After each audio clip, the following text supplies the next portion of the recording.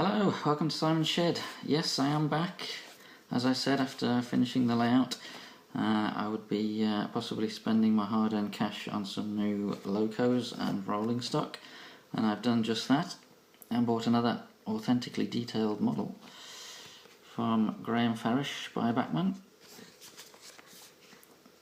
and it is 372211, the 3F Fowler 3F Jinty in BR black with the early emblem.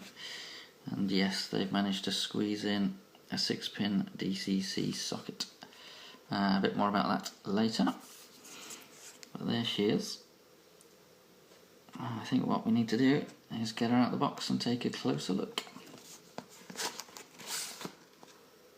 So it is the usual Farish packaging that we're used to, the recent one, and in the box we get the Collectors Club leaflet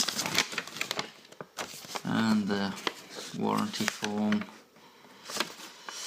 and the usual product maintenance and care bits and bobs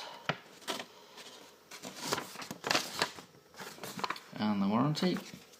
And we also get the instruction sheet for this particular loco,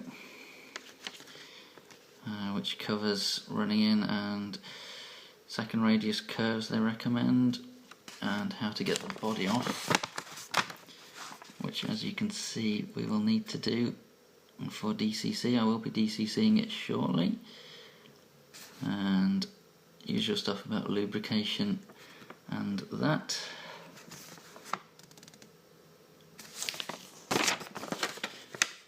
And a diagram of how to completely take it to bits, if you would so wish, and also how to fit the extra parts, the vacuum pipe and the coupling hook. So yeah, in the box, as well as that paperwork, you get a bag of cosmetic couplers and vacuum pipes. There we go, so you can see the little coupling hook there, and of course the model itself. So without further ado, I think I'll put it on a bit of track and give you a nice close look. There we are. Hopefully I can show you all the lovely detail on this model, because it is a very, very beautiful, well detailed model. I saw one almost exactly like this, as in a real one. Took a visit to the engine house at Highley on the Severn Valley Railway, and they've got a Ginty in there. And apart from the last two numbers being, I think it's 83 on their one, it's exactly the same as this. So let's start at the front. You can see the buffer beam with the rivet detail, any end pocket couplings as you would expect. They've even got, you can see the sort of brake detailing under there. Tilt it a bit, you can see that a bit better. And you can see in the gap, they've even moulded a bit of detail in the gap between the boiler. A bit of detail of the inside mechanism. So really, really detailed.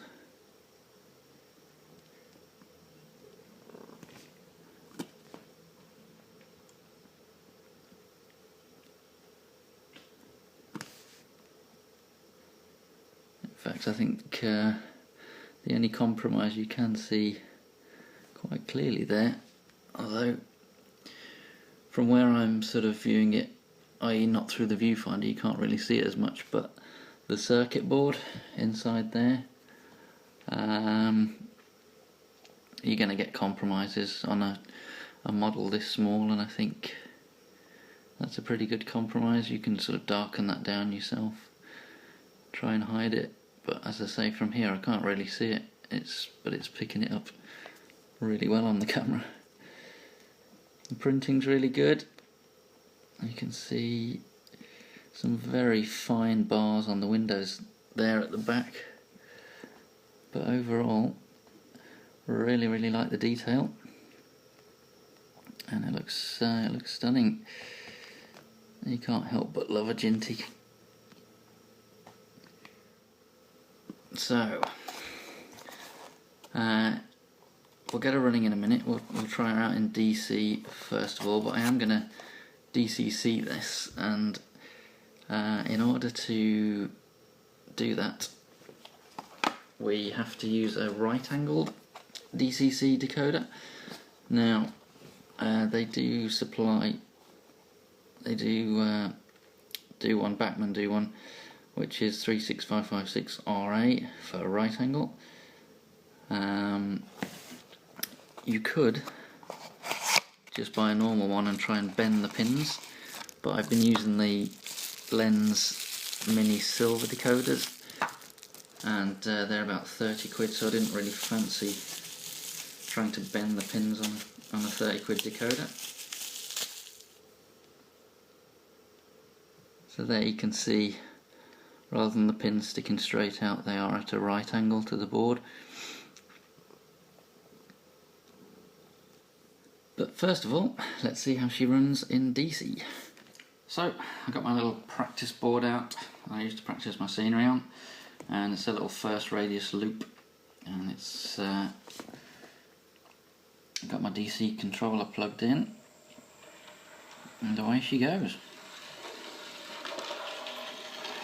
A little bit stiff, definitely needs running in, but there she goes.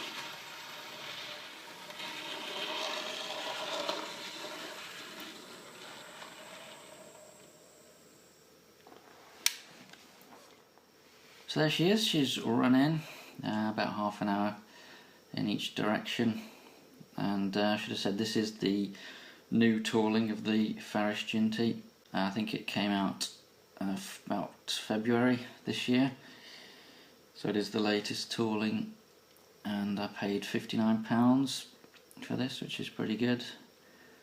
And unusually for me, I got it from a brick and mortar model shop.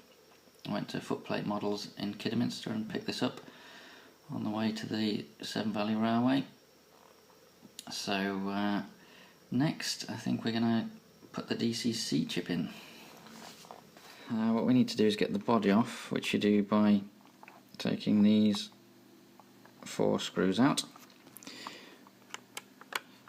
So while I do that, one thing I did notice, I happened to, after I'd ran her in on that little loop, which is first radius, and she ran fine, I did happen to turn around, so she was facing the other direction, and ran her again, and she derailed every sort of 2 or 3 loops. So really odd that she would run around first radius in one direction but not the other. So as usual, stick to second radius and above. So I think that's all the screws off.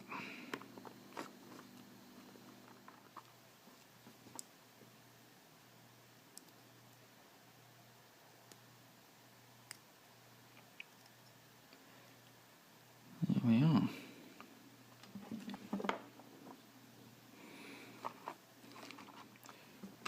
So it's just a case of taking the blanking plate off, which is this, and then popping the DCC chip in.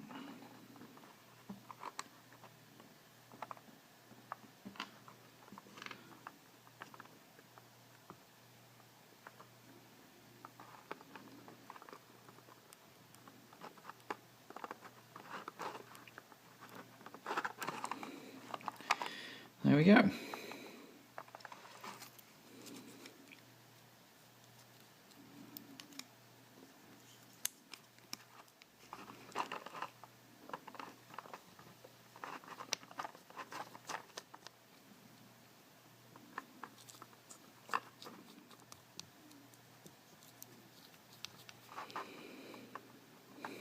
let's give her a run.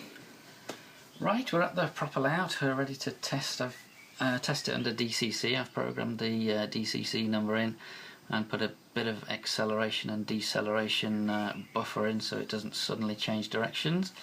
I've noticed it's a fairly weighty loco because I've just noticed these bits are actually metal as well as the plate at the bottom being metal. These tank sides are also metal, so that gives it a bit of extra weight. So let's test the slow speed performance first.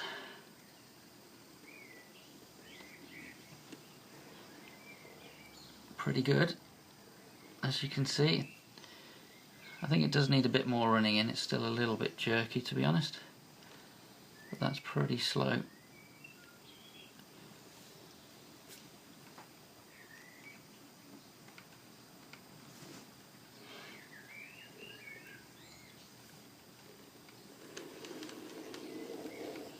So let's give her a proper run.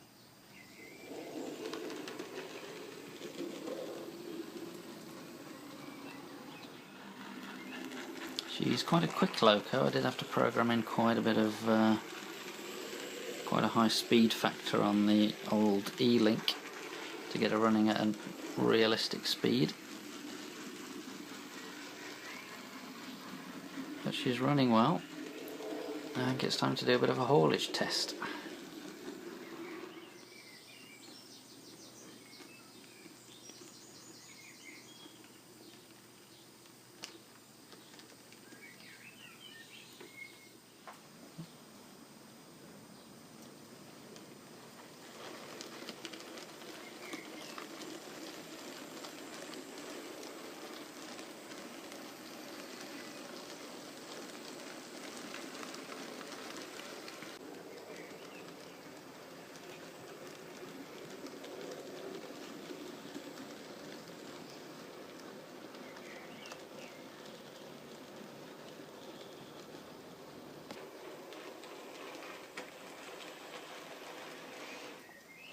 So I'm getting a few stutters because of dirty track. So she's quite sensitive to dirty track with only 6 wheels and a short wheelbase.